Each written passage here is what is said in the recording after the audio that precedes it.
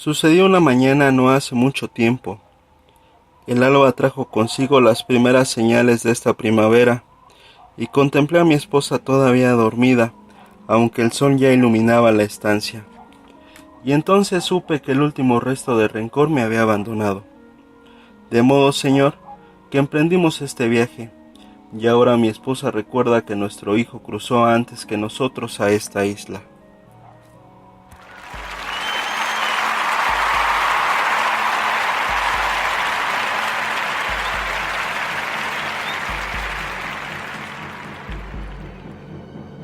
Hey, ¿qué tal amigos? Bienvenidos una vez más a este laboratorio literario, el libro Claroscuro. Mi nombre es Arturo Aguilar y agradecemos el espacio a Pavel Velasco para permitirnos reseñar este gran libro, El gigante enterrado, de Kazuo Ishiguro. Kazuo Ishiguro, el jueves pasado, 5 de octubre, fue galardonado con el máximo premio literario, el Premio Nobel de Literatura. Quedan muchas dudas en el aire. Se dice que este premio ya solamente es otorgado al populismo, a aquellos autores que de alguna u otra manera han contribuido o que están bien posicionados en la actualidad en el mundo literario o en el mundo de la música, como lo fue Bob Dylan el año pasado, ¿no? Es toda una influencia. Algunos seguimos enojados, algunos no entendemos qué hay que tener para ganar un Nobel, ¿no? Muchos dicen que es el trabajo, la constancia y seguir ahí al pie del cañón. Sin embargo, bueno, cualquiera pensaría que hay gente que es buenísima escribiendo, como Philip Roth o Margaret Atwood. Cualquiera de esos, si ganara el premio Nobel el día de hoy, pues uno no dice nada, ¿no? No tienen más que decir. Sin embargo, en el caso de Kazuo Ishiguro nos quedan nuestras dudas. El libro que vamos a reseñar, ¿a quién va dirigido? Sí, va dirigido a aquellos seguidores de Juego de Tronos. El libro del gigante enterrado sigue de cerca algunas cuestiones medievales que están establecidas en Juego de Tronos y que George Martin sabe llevar muy bien a la perfección. La novela de Kazuo Ishiguro tiene ese poder para también transportarnos a aquella época medieval, y si bien es cierto, maneja bien la ciencia ficción, el suspenso, la drama, tiene argumentos para poder decir que es una obra buena, una obra fortuita para el mundo que en la actualidad está un poco perdido en cuanto a valores éticos y morales. Su obra está llena de ese tipo de cosas que te ponen la piel chinita, ¿no? Declaraciones extensas de amor que ya no se ven más que en las películas. Eso tiene este libro. ¿Qué calificación le podemos dar a El gigante enterrado? El gigante enterrado yo le daría un 8 por esa capacidad de reinvención de un poco la autoestima del ser humano, de ese sentimentalismo, ese sentimiento, poder llevarlo al límite, y es una mirada hacia nosotros mismos, hacia aquello que consideramos el alma. Es un poco difícil de poder entender ciertas cosas. Cuando uno va creciendo le gusta o le encanta contar historias de lo que ya ha vivido y de lo que le hubiera gustado hacer en el pasado, o qué pasaría si uno hubiera tomado un camino diferente. Por eso es que le damos un 8.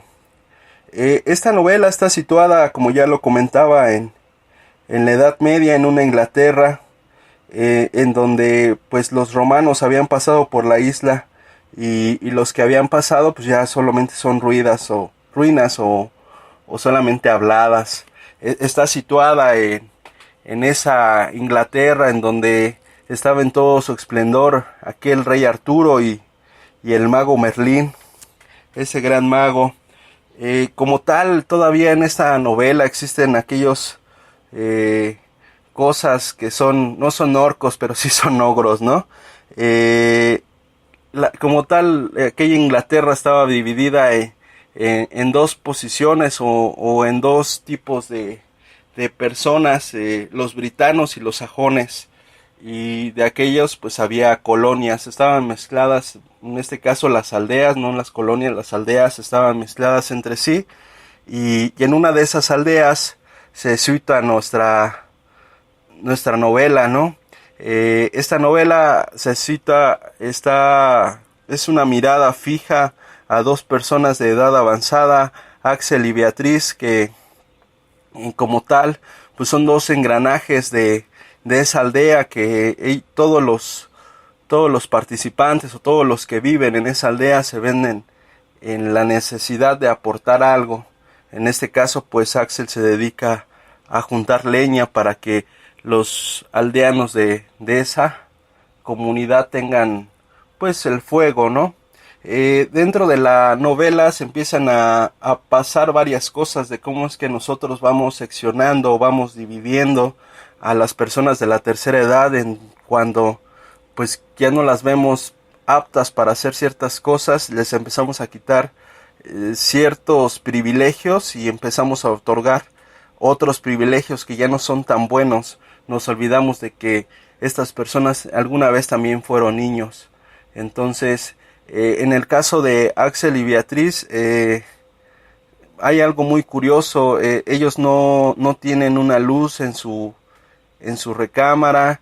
Tienen que estar totalmente a oscuras porque los aldeanos, que son sus vecinos, creen que ya no es pertinente que ellos sigan teniendo algún contacto directamente con la sociedad.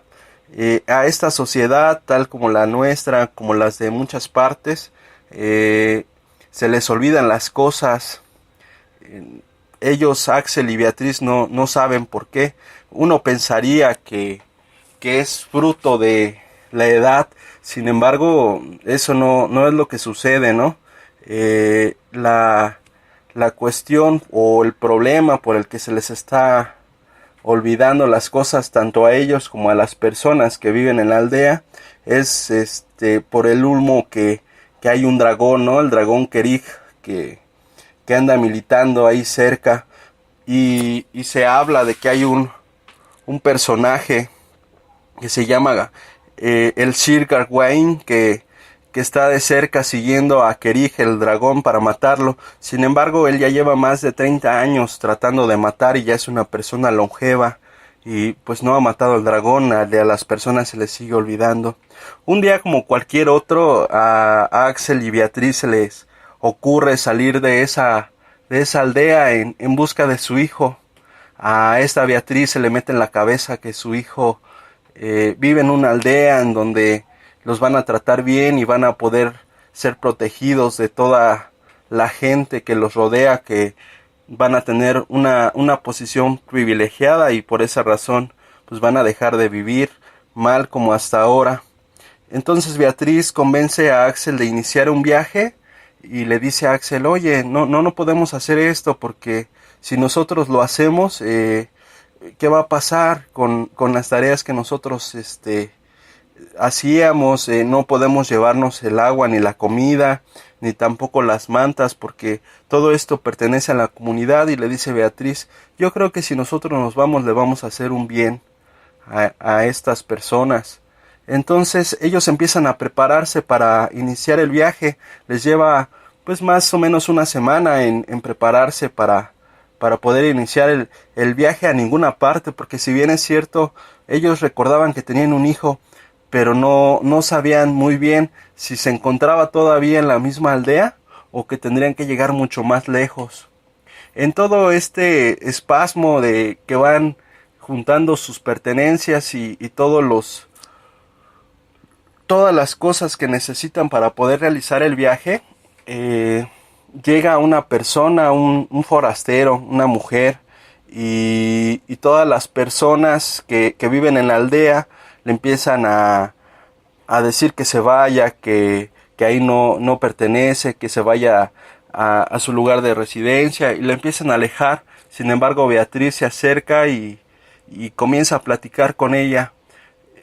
En este momento, pues, todas las personas que ven a Beatriz que se acerca a la forastera, van y le dicen a Axel que su esposa está con una forastera, que vayan, que no le va a hacer daño.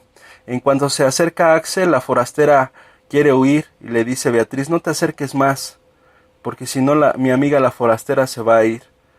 En ese momento Beatriz baja para poderlos ver, porque estaban en una colina, y le comenta la situación de que la persona forastera decía que estaba vagando por toda Inglaterra, porque a su marido se le había llevado un barquero, y que el barquero les había prometido que iba a regresar por ella, y nunca regresó. Entonces ella empezó a tener mucha locura, porque la habían separado sino de su amor, de la persona con la que estaba, ¿no? A esto a Beatriz la puso más de nervios y más decidida a tener que emprender el viaje, porque ella no podía vivir en esa incertidumbre de saber si el hijo estaba bien, y también ya no quería ella seguir viviendo en esa aldea en las posiciones en las que estaban. Después de dejar a la forastera, Beatriz sigue preparando las cosas para irse, y a la siguiente mañana salen temprano. Conforme van avanzando en el camino, Beatriz se va acordando de ciertas cosas que ella hizo como joven, y Axel no logra recordar algunas cosas del pasado. Todo esto se debe a una fumarola que, como ya les comentaba, el dragón Kerig había puesto sobre la Inglaterra. Transcurre un poco de tiempo, y ellos tienen que esperar a que pase cierto tiempo, porque en el camino por el cual transitaban era el camino del gigante enterrado. Entonces se dice que en ese camino pues había serie de ogros y pues personas que se dedicaban a asaltar a los traucentes. Entonces, como Beatriz había ido muchas veces por ese camino, pues ya tenía sus mañas, y ya sabía pues los tiempos y algunas cosas que podían encontrarse en el camino. Sin embargo, ellos logran pasar por el camino del gigante enterrado, y en la primera aldea que se encuentran cruzando el camino del gigante enterrado, hay un encuentro que me resulta interesante desde la postura que les voy a comentar antes de continuar. Hay un mito nórdico en el cual el barquero traslada a las almas por el río Caronte del mundo en el que nosotros estamos al mundo que es el inframundo, ¿no? En donde está Hades. Se dice que las personas tienen que pagarle al barquero para poder cruzar del otro lado. Entonces, ese río, el río Caronte, si tú bebes de esa agua, se te olvidan las cosas. Por eso es que cuando uno llega del otro lado, en el inframundo, hay una fuente de frente al palacio de Hades, que se llama la fuente de la sabiduría, que es la que te permite llegar al cielo. Entonces, continuando con la reseña del libro, Axel y Beatriz se acercan a la aldea, y en la primera casita que ven un poco destruida, ven a una anciana que está sujetando a un conejo del cuello, y ven a una persona recargada. La lluvia empieza a amainar, y ellos se dan cuenta de que necesitan entrar ahí para ocultarse de la lluvia. Esa lluvia no les permite continuar, y empiezan a entablar una conversación con el barquero. El barquero empieza a quejarse de la viejita que está ahí sentada con el conejo, que no le permite irse, y que él quiere cenarse un conejo, pero la persona lo que hace es cortarle el cuello al conejo, y lo desangra totalmente, y se lo arroja, ¿no? Sin embargo, el barquero dice que desde Desde el día en que él conoció a esa mujer, todos los días aparece con el conejo y lo desangra totalmente por el cuello. Y pues un poco difuso, empiezan a tener una conversación con estos dos personajes. Llega un momento en el que ellos no entienden esta situación y se aventuran a preguntar qué es lo que está pasando. ¿Por qué razón la persona o esta viejecita que tiene al conejo, por qué hace eso con ese animal, ¿no? Y entonces ella empieza a relatar que pues como ya eran eran personas de la tercera edad, ellos tenían que cruzar hacia una isla. Y entonces el barquero lo que hizo fue preguntarle a los dos cosas que recordaran de sí, qué era lo que más recordaban de uno del otro. Entonces la entrevista se llevó a cabo por aparte. Primero entrevistó a la viejecita y después entrevistó a su señor esposo. Resulta que al entrevistar a la viejecita, el barquero se da cuenta que esta persona, la viejecita, no amaba a su esposo. ¿Por qué? Porque le contaba puras cosas malas que había hecho el hombre en su juventud, que la había engañado, que no llegaba a casa, que prefería irse a beber, alguna historia pues que a lo mejor tiene algún contraste contra nosotros, ¿no? Contra esta sociedad que nosotros hemos ido formando. Entonces después dice el mismo barquero que le preguntó a esta persona, al esposo de la viejecita, y él sí recordaba la primera vez que él había visto a la viejecita en sus años joviales. Y el barquero pues toma la decisión de solamente llevar a una persona a la isla, y esta viejecita pues estaba llorando porque ella quería cruzar junto con él a esta isla. Sin embargo, el barquero, como muestra de gratitud, no de gratitud, sino como una, para que ella ya no siguiera llorando, como una ofrenda, le da un conejo que iba a ser su cena. Entonces pues la viejecita, con muestra de rencor, iba a visitarlo a su casa todos los días que él estaba, y pues iba a matar un conejo para que él nunca olvidara lo que había hecho. Y pues bien o mal, Axel y Beatriz estaban muy espantados, ¿no? Porque sabían que ellos estaban cerca de lo que iba a suceder, que ellos también tendrían que emprender ese viaje y que no lo podían emprender juntos. Entonces Beatriz empieza a llenar de miedo porque dice, ¿y qué pasará, Axel, si yo no logro recordar aquella vez, la primera vez que nos vimos? Y él trataba de calmarla para que no sucediera o no siguiera su mente divagando.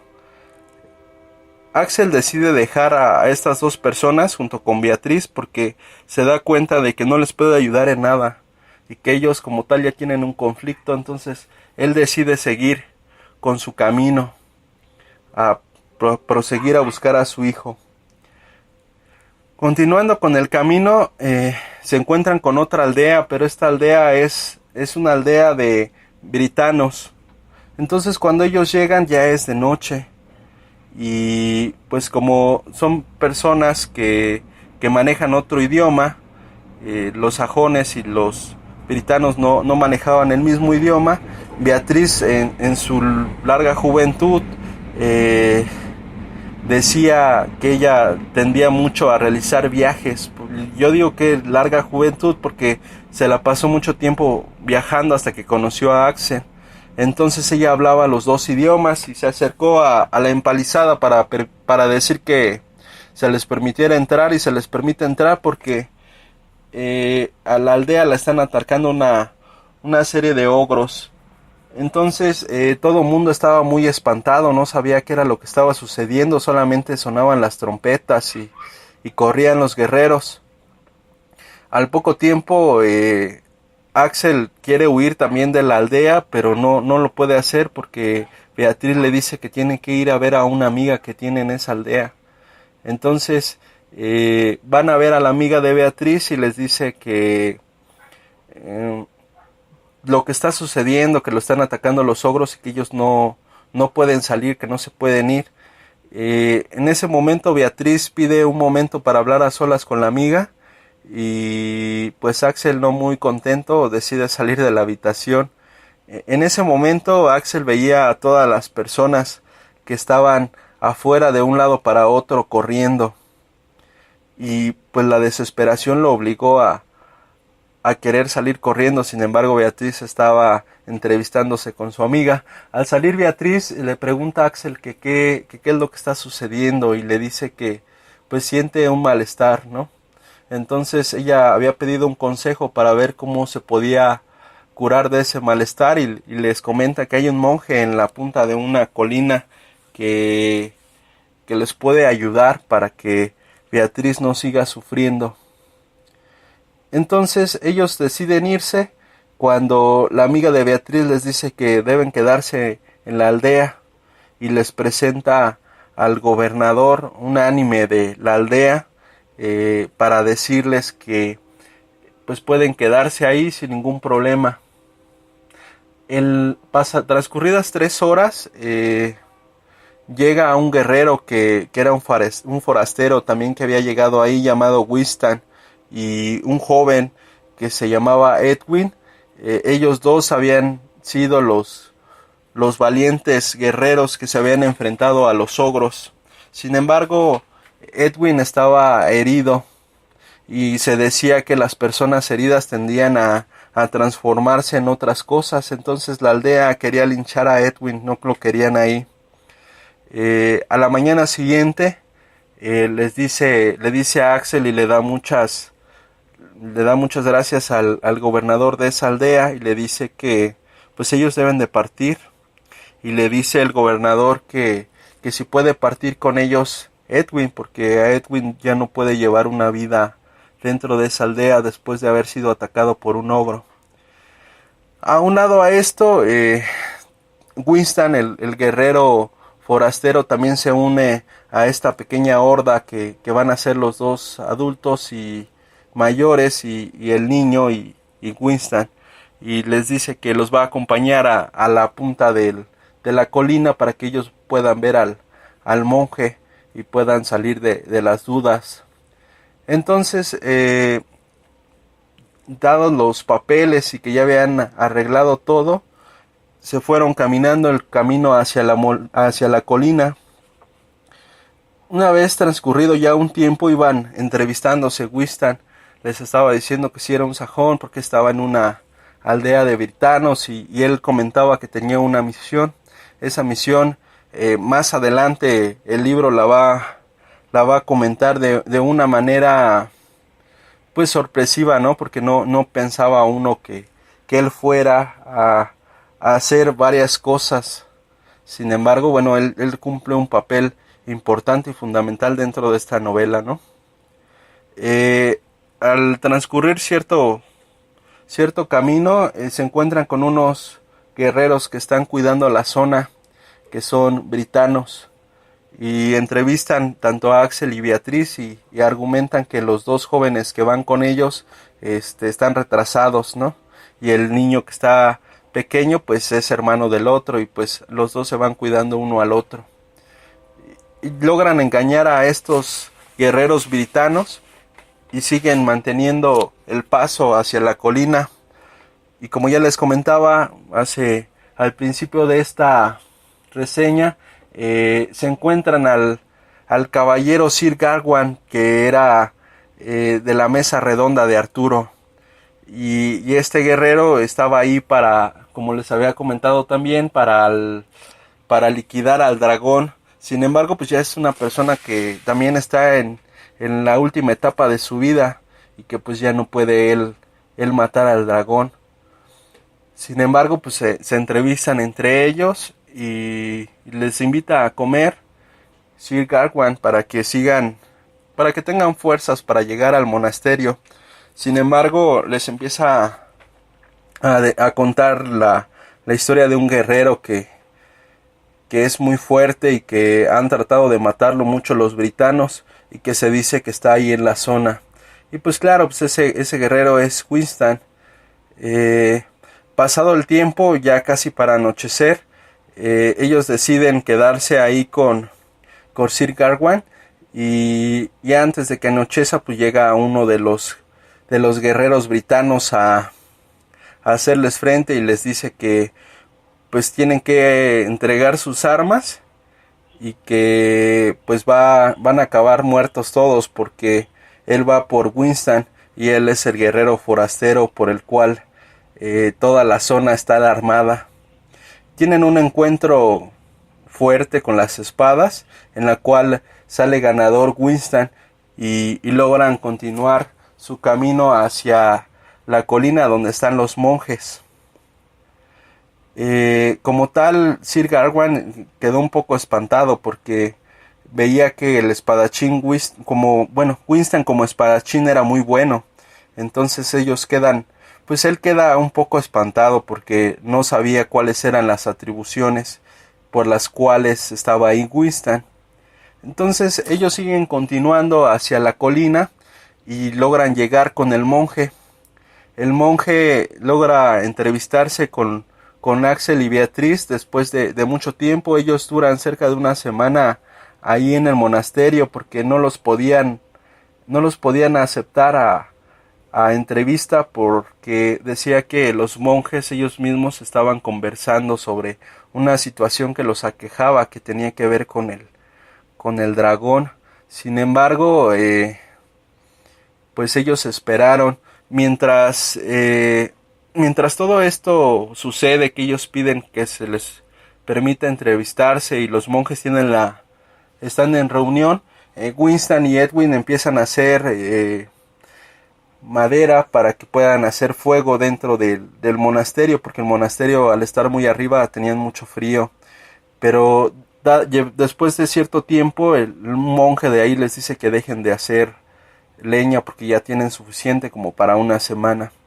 Y Winston no hace caso, sigue haciendo leña, y llega un momento en el que él manda a Edwin a ver qué es lo que está sucediendo dentro del monasterio, si hay salidas, si hay una parte del complejo que esté débil. Él esperaba que los britanos fueran a buscarlo. Después de esto que manda a Edwin a ver qué es lo que está pasando en el monasterio, se da cuenta de que hay una tipo jaula donde los propios monjes se realizan un autocastigo y son amarrados y los atacan unos cuervos, y esa es la forma de autocastigarse ellos mismos. También se dan cuenta que el monasterio en un pasado fue un fuerte para defenderse los guerreros sajones de los britanos. Y entonces empieza a tornarse, o se empieza a contar una historia en la cual el rey Arturo había puesto ciertos guerreros ahí para que pues los guerreros del rey Arturo mataran tanto a britanos como a sajones y que llegara la paz para ellos. Y se decía que el mago Merlín había llevado el dragón ahí para que con su fumarola permitiera llevar aquella amnistía o ese olvido hacia los personajes de este libro, en razón por la cual pues empieza a tomarse todo empieza a hilarse. ¿Por qué?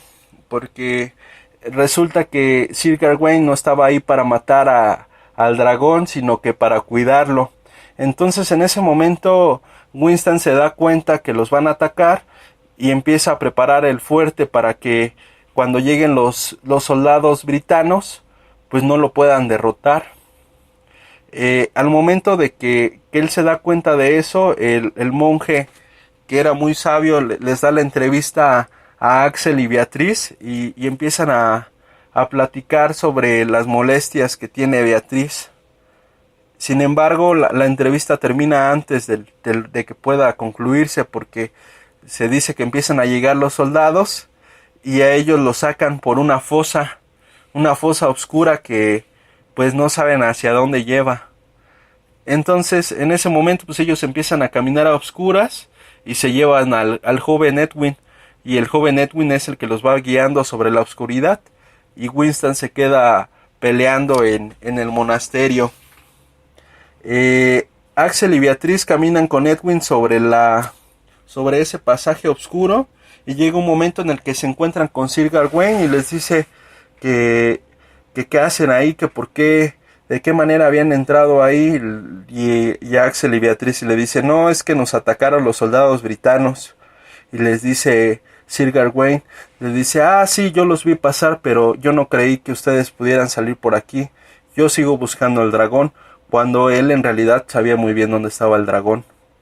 Entonces ellos logran salir de ese pasaje oscuro y están muy preocupados por Winston. Sin embargo, a la mañana siguiente de ese día, porque todos estaban muy cansados por lo que había sucedido y por el largo trayecto que habían caminado, a la mañana siguiente se encuentran a Winston un poco herido, y al momento en el que llega Sir Gawain se pone en guardia y le dice que si tiene que matar al dragón, primero tiene que matarlo a él.